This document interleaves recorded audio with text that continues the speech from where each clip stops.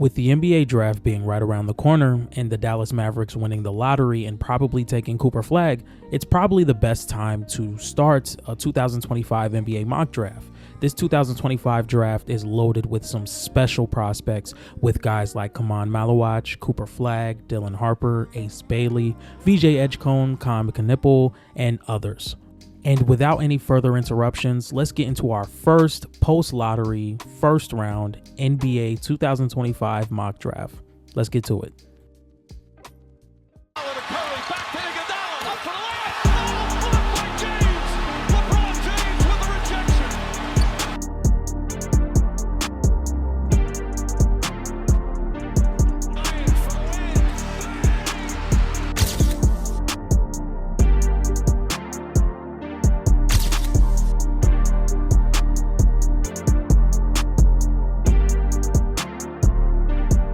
Now, for those who don't know, we're going to be covering the draft a lot more for the next month and a half, especially when we get into Summer League. And if you guys want to find my playoff takes, we can go to Mars Talk Sports channel on the Hoop Talk podcast, where we're going to be talking about the playoffs for the rest of the playoffs. And depending on the order on how I want to drop these videos, you guys are going to get a 76ers draft preview, a Dallas Mavericks draft preview, Phoenix Suns, Houston Rockets, all the above. Make sure you guys also look out for a Kaman Maluach scouting report and a Dylan Harper and Ace Bailey scouting report. Now, without any further interruptions, seriously, let's get into the mock draft. Okay, so starting off, I do have the Dallas Mavericks taking Cooper Flagg. Now, there has been a lot of rumors about the Dallas Mavericks potentially trading this pick with all the stars that could be available this offseason, like a Giannis, like a Kevin Durant. I do think the Dallas Mavericks stick and pick with Cooper Flagg here. I just think he's too good of a prospect, especially with trading away your future in Luka Doncic to not bring in a guy like Cooper Flagg. Up next, this is probably going to be another confusing pick for a lot of fans, where I've seen a lot of people say that the San Antonio Spurs have too many guards. Why would they take Dylan Harper? I think if Dylan Harper pans out, you now have a lot of tradable assets with guys like Devin Vassell and De'Aaron Fox. These are guys that are making contracts that you can bring in some wing depth, because your wings are kind of limited at the moment with Harrison Barnes, Keldon Johnson. I think Julian Champagnie is on the roster as well. Exactly. So I think you draft Dylan Harper. And if it doesn't work out, you can also have a trade piece in Dylan Harper. But if it does work out and Dylan Harper becomes everything we thought he could be, you can also trade De'Aaron Fox. So that's who I like there. Up next, I have the Philadelphia 76ers taking VJ Edgecombe.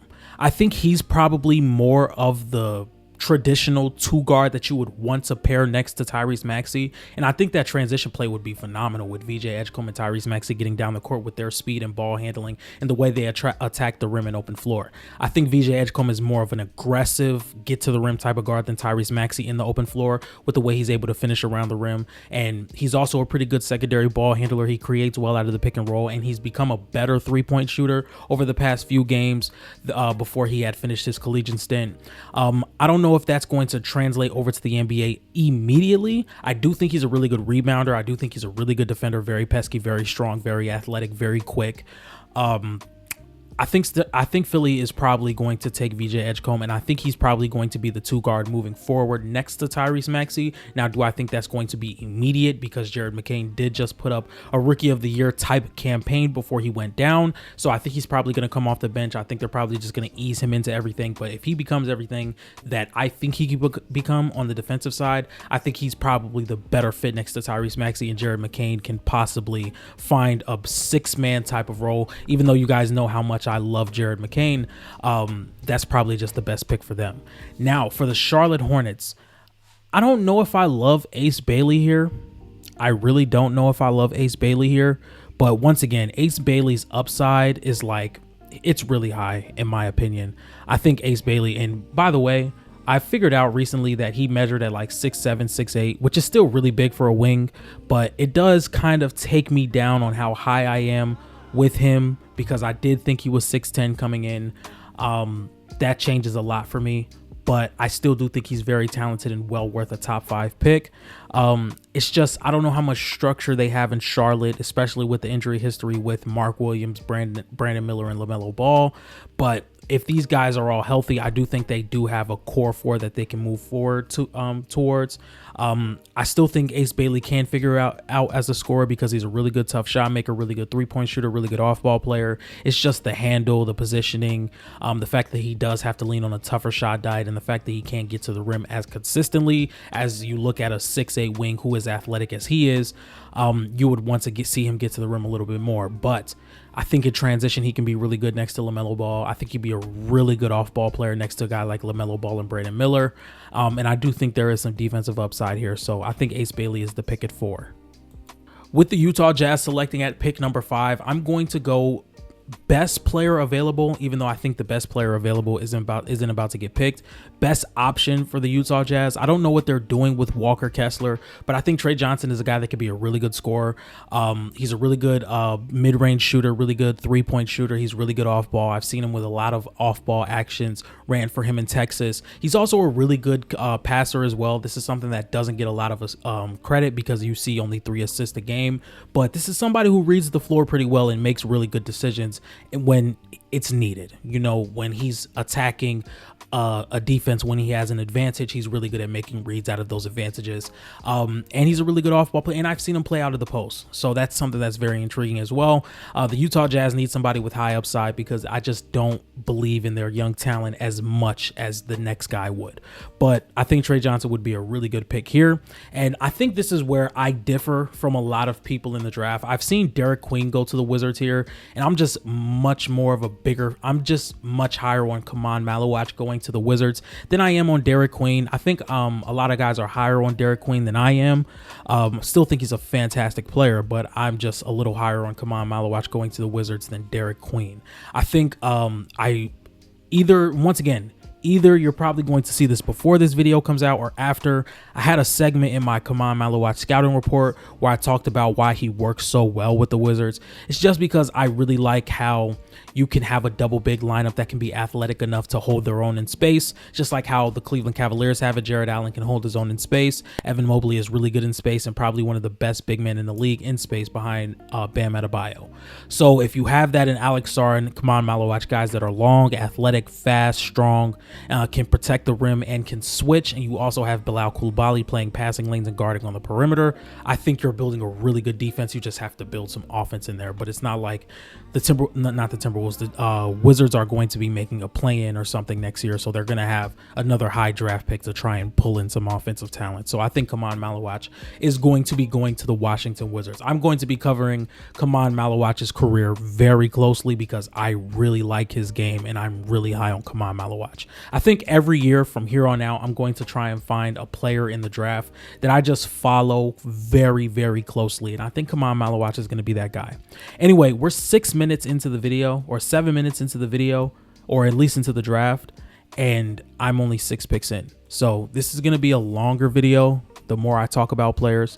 Up next, I kind of struggled with the Pelicans because I want to take Jeremiah Fears here. I don't know the situation with DeJounte Murray and how the Pelicans are going to deal with him or move him. Same with CJ McCollum. But even if they don't get moved, I think Jeremiah Fears could learn a lot behind a guy like CJ McCollum because Jeremiah Fears is a good off-ball player and he also does get to the rim consistently. He has a really good first step, but some of the things that I struggle with him, he is very small, so I don't know how he would be able to deal with NBA strength when the speed is a lot faster than the collegiate level and guys are able to beat him to his spots more consistently. Is that going to lead to a lot of tough shots, or is that going to lead him getting to the free throw line more, or is that going to lead him to being a better playmaker? That's the question around Jeremiah Fears. I still think he's a fantastic talent, but that's just a question I have for him. Now, moving on, I do have the Brooklyn Nets taking Derek Queen here. I think Derek Queen is one of the biggest boom or bust in this draft just because we see that there are some bigs coming into an age where they're extremely ball dominant, heavy isolation, can't necessarily defend well. And I just don't know how much Derek Queen really fits into a system or how portable he really is. Because what I've seen from him so far, he needs the ball in his hand to be effective. He's not the best shooter. He can put the ball on the floor. He can pass. He can attack the rim. He is really good at playing through contact. And if you can get a average to above average level defender out of Derek Queen. I think he could be an all-star. I really do, because he has the strength, he has the ball handling to be able to get to the basket consistently. But then again, is he going to be good enough to have an offense ran through him? Because right now that looks like what's going to need to happen for him to be able to hit that all-star ceiling. So that's the tricky part with me.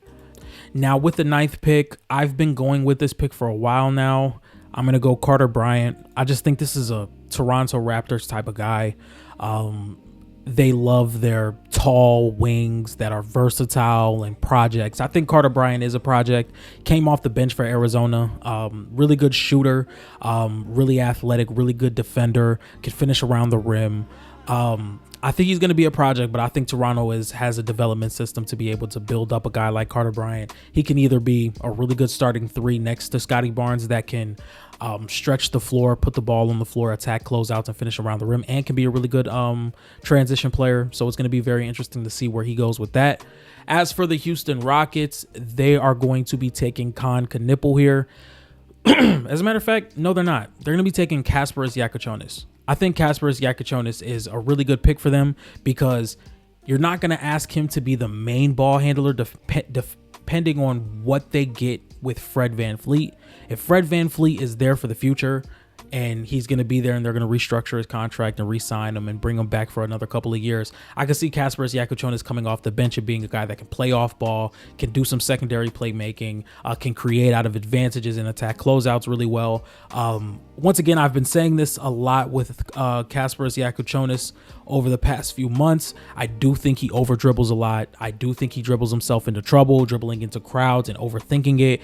I do think it takes him a while to really read and react to defenses, but I do think those are things that can come within time. I do think this is a guy that gets to the rim really well. I think he has a really good first step, and I think he plays through contact really well, and I think he gets to the free throw line pretty well as well. So if we can just improve on that, I don't think he's going to be a good defender in this league. I just don't. But he has a lot of upside there. Now for the Portland Trailblazers, I'm going to be taking Asanul. Asanul is somebody that I've seen fall in the lottery, and I just think he has a lot of really good intangibles. He's a really good rebounder. I think his reaction time in the paint is really good. I think his discipline could be a little bit better, but he's fine there. I think he's really good in transition. He has a decent stop and pop game in transition, whether it's at the mid-range or the three-point line. The problem is he just doesn't really excel at anything to where you would be like, oh, we have to go get this guy. But I think Portland is in a situation where it's like, okay, we have our guard rotation. We have a pretty significant guard rotation with Anthony Simons, Scoot Henderson, who's gotten better this year and shown improvements. Also with Shaedon Sharpe, who's also had some ups and downs this past season as well. You have your center of the future in Donovan Clingan, and I think Asanuel will be a fantastic guy you can pair next to Donovan Clingan, to where Donovan Clingan can take a lot of post matchups, and Asanuel could be that help side rim protector and somebody that can run in transition with guys like Shaedon Sharpe and Scoot Henderson and can get up and down the floor. So I think this is a really good pickup, especially if he's going to be able to knock down that mid-range shot consistently.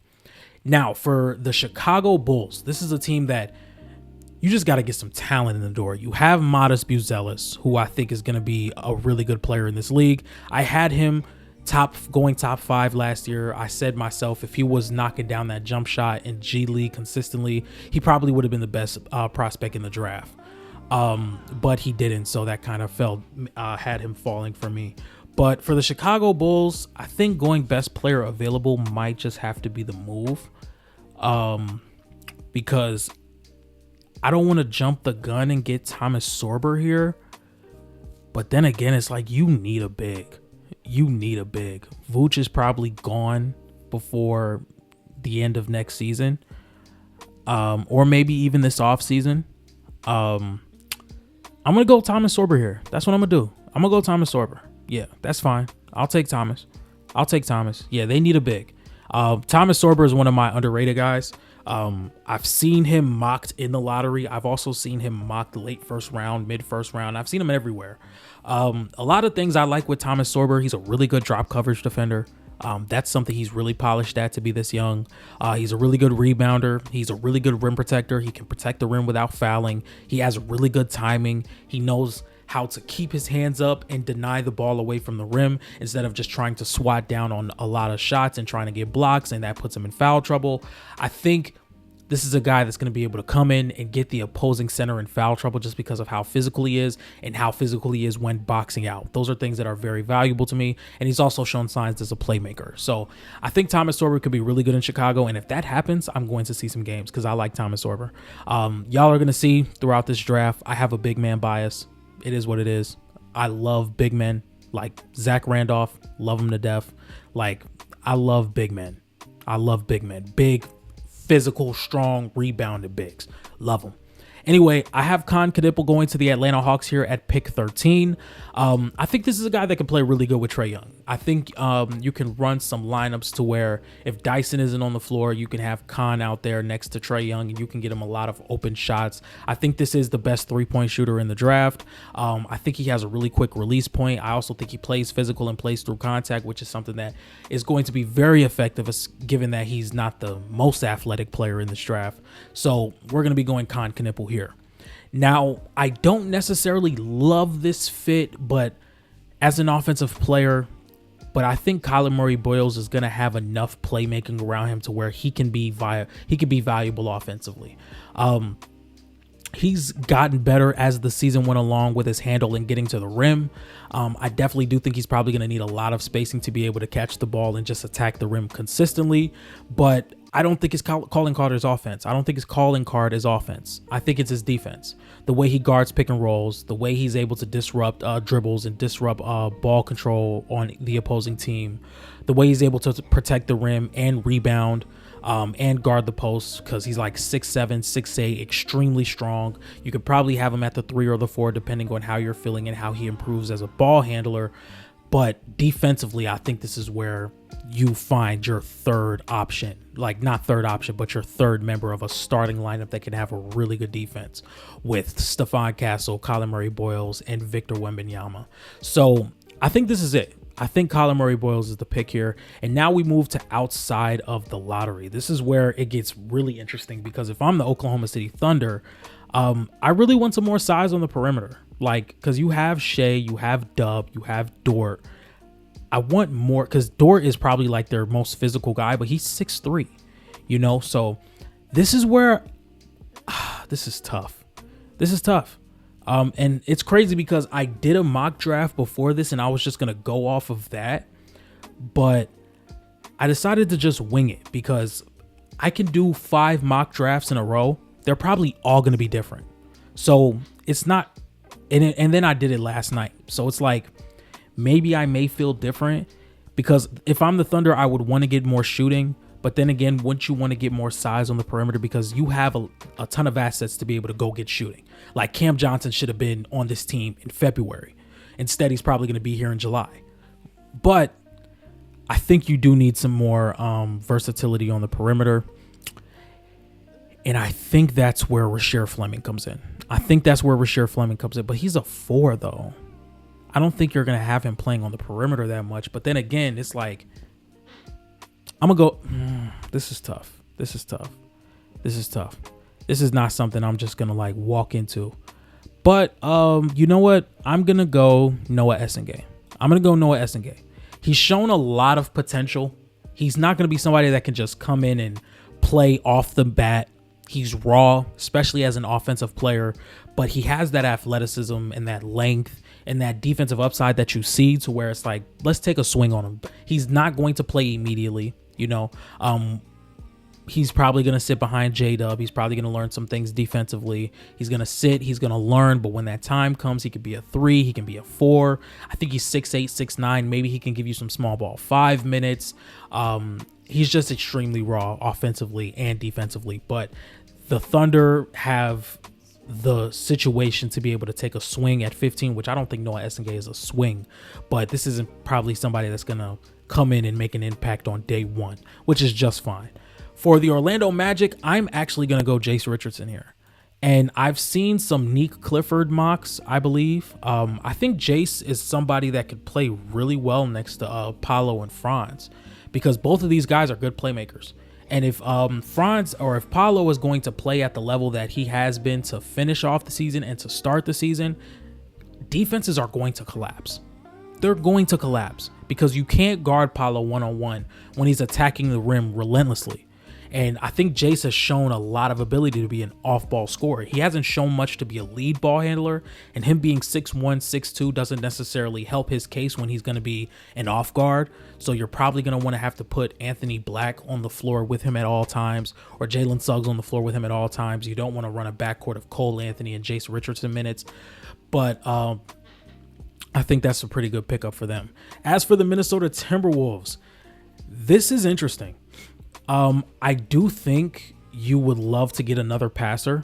I think Jaeger Demon fits that mold, because while I don't think he can be a point guard in this league, I do think he can be a 2 or a 3, just because I don't think he has the ball handle ability to be a full-time point guard, which is what was trying to be pushed to start the season, to start the collegiate season. But I do think this is somebody that can make the right pass consistently, can knock down open shots consistently, and can create out of advantages. And him standing at 6'8", 6'9", I believe, that helps him as well. And if he can just get some spot up opportunities, I think he could be really good in this league. On top of playing with a lot of defensive talent in Minnesota, that's going to be something that's very helpful.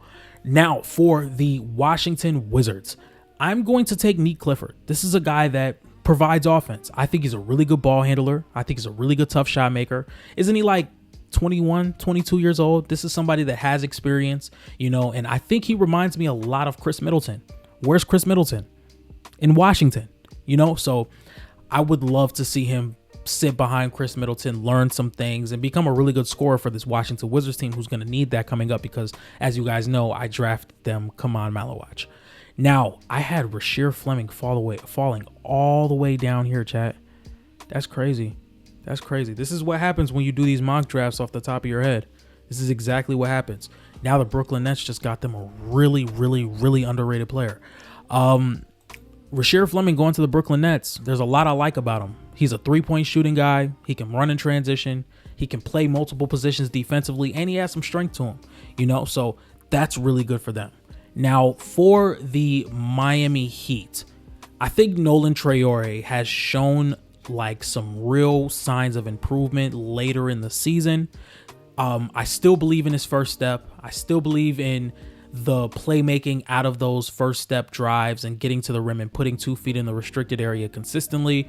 The problem I have is the shot selection, not converting when he gets 2 feet in the rim. And when he decides to take those shots when he's getting 2 feet in the restricted area, he's still not a great shooter. He's not a great defender.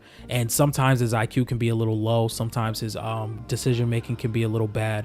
But once again, these are things that we can build on. When I look at young point guards, they're not going to come in and be great immediately. Like some point guards, it takes a while.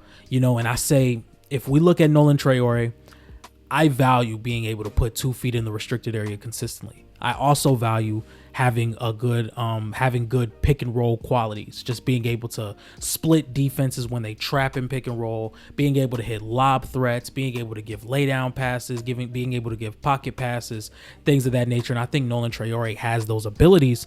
And when you're playing with a guy like Bam Adebayo and Khalil Ware, who are going to be lob threats, or you can make pocket passes to Bam where he can make that little floater that he likes to play, or play around the elbow like he likes to do. And then if you're going to have guys like Andrew Wiggins and Tyler Herro playing off ball, you have to be able to spot them in corners. I think if you can build on that, and with Nolan Traore, he's going to be really good.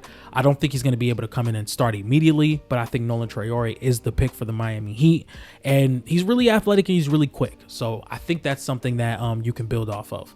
As for the Utah Jazz, I think this is probably where Liam McNeely gets taken. Now, Liam McNeely has not had the best collegiate season, and he was hurt for a while, so that kind of plummeted his draft stock. I still think he's a top 14 talent, just because I think his game transfers to the NBA really well. Just being able to spot openings within the defense and make open shots and be able to drive closeouts really well. I think he's good at all of that. Now, with the 22nd pick, the Atlanta Hawks this is really tough, because I think Onyeka Okongwu is going to be their starting center for the future. I would really like some wing depth, especially since they lost DeAndre Hunter. But then who do you go here? Like, I'm looking at Cedric. Oh, no, we go Noah Penda. Perfect. I forgot all about Noah Penda. I think Noah Penda is perfect here. You know, I think he's one of the more underrated defenders in this draft. You know, and I think he has a lot of progression to make as an offensive player, but you're playing with one of the best playmakers in the league. He's going to force feed you some open looks. That's one thing Trae Young is going to do. He's going to force feed open looks. So I have Noah Penda going to the Atlanta Hawks here. As for the Indiana Pacers, they could use some backup center minutes, which is where Danny Wolf could be viable.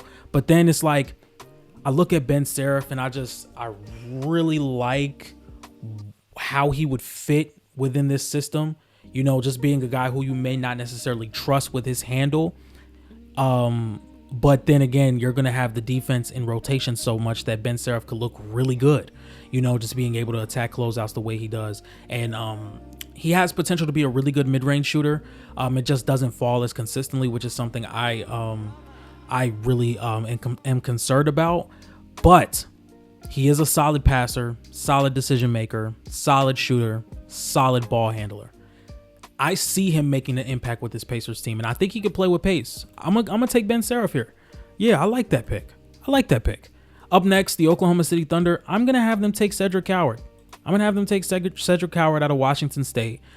This is a guy, once again, positional size. He's very athletic, very strong, plays in transition phenomenally. He's a great defender. Yeah, we're going to have him go there. As for the Orlando Magic, I have them taking Danny Wolf.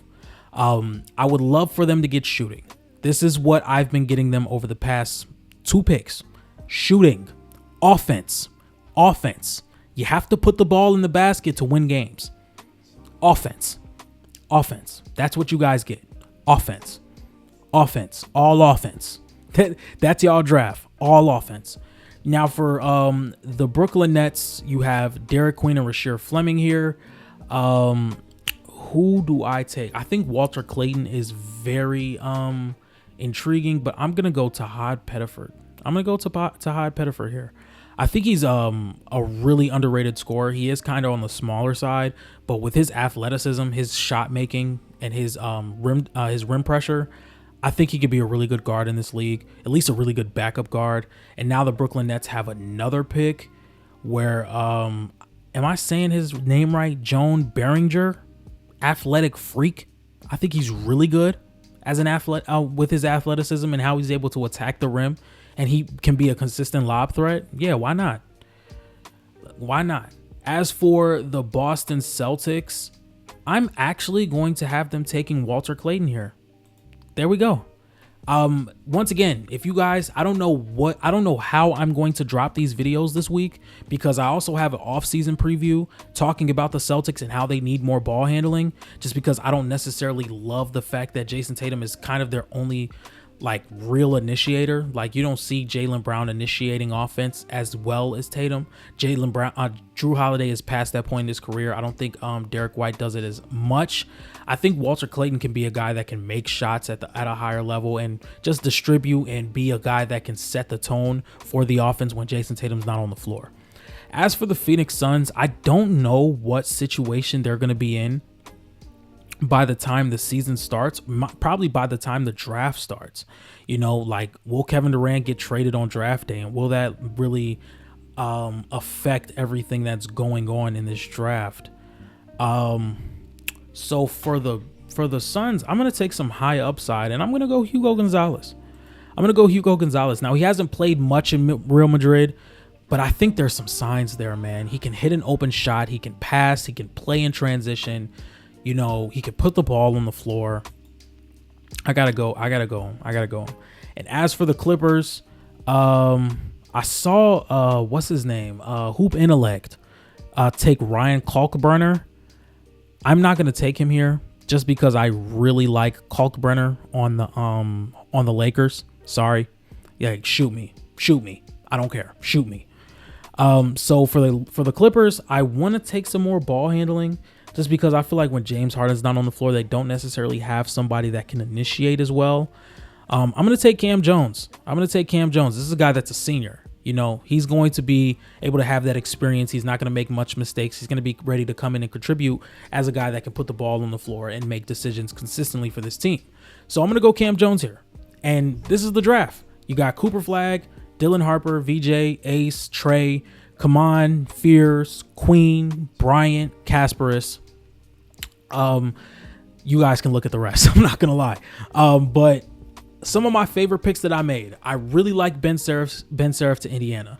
I think he'll be able to dribble, penetrate, kick all day, especially if that mid-range shot is falling. I think he's going to be very impactful over there. I love Khan with Atlanta. He's going to get so many open looks, just like how Zachary Risache did. All he's going to have to do is run in transition and sit in the corner. He's going to get open looks. I promise you that. I love that pick.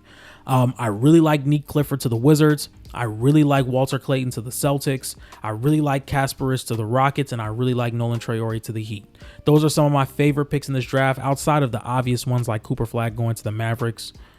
All right, ladies and gentlemen, if you guys like this type of content, please be sure to like, comment, and subscribe. I appreciate everybody watching our 2025 NBA mock draft. We're going to be getting a lot more scouting report videos out very, very soon. I'm not going to be doing every single prospect because the draft is in just over 30 days. So I think I'm not going to be able to do every single prospect, but probably 15 to 20 out of my top 30. But with all that being said, if you guys like this type of content, please be sure to like, comment, and subscribe. All my socials will be in the link down below, and I will see you guys next time. Peace.